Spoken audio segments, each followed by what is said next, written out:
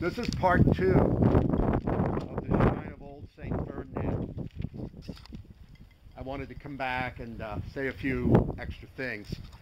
The village of Florissant, originally called St. Ferdinand, was founded approximately in 1786 and named after the medieval king and saint of Castile who achieved great victories over the Moors in the 13th century. Little did founder Francois Dunnigan realize that the small village he founded on the banks of Coldwater Creek would become a thriving suburban metropolis of 65,000 people by 1970. There were probably white settlers in Florissant prior to 1786, but a date cannot be ascertained with certainty. Most of the settlers of Florissant were a French-Canadian Indian mix. The blood of the Algonquin, Sauk, Fox, Missouri, Osage, and Sioux mixed with that of the children of France. The sons and daughters of Normandy, Brittany, and Provence mingled with the offspring of the prairie and the wooded uplands to spawn a new people. Some of the last names of the early inhabitants are Dehetra, Rivet, Bernard, Devaux, Delisle, Germain, and Moreau. Many of these names are no longer present here and are just words on pages of the historical record. The people who attended Mass at the small log church of St. Ferdinand in the late 18th century led an existence mostly agricultural and pastoral in nature.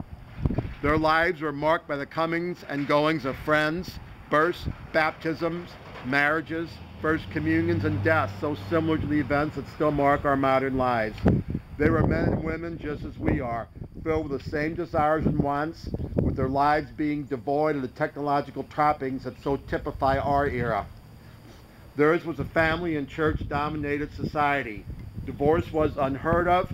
Children respected and revered their parents and grandparents.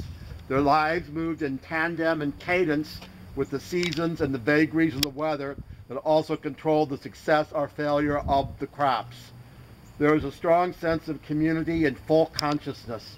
People cared for and took care of one another without the omnipresent social welfare programs that are such a part of society today. Well, they did not have central heating, air conditioning, movies, DVDs, or the internet, or the highway system.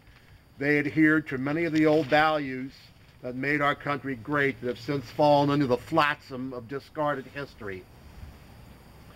Prior to 1821, the inhabitants of the village of St. Ferdinand attended Mass in a log structure that was seemingly located on the southeast corner of Spanish Land Grant Park between North St. Charles Street and St. Ferdinand Street, where archaeological excavations have been conducted. There is a wooden model of the old church located in the Museum of St. Ferdinand Shrine. The formal name of the parish was the Sacred Heart of Jesus and St. Ferdinand, and when the present brick structure was erected in 1821, the construction of the old cathedral in downtown St. Louis was still 7 years away.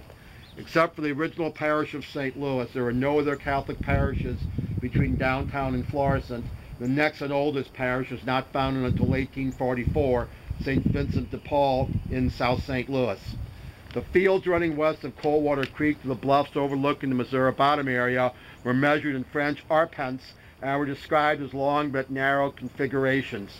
This area, with some exceptions, is now covered by tract subdivisions. The Missouri bottom area, along with the Columbia bottom area, are some of the oldest continually farmed agricultural areas in the state of Missouri.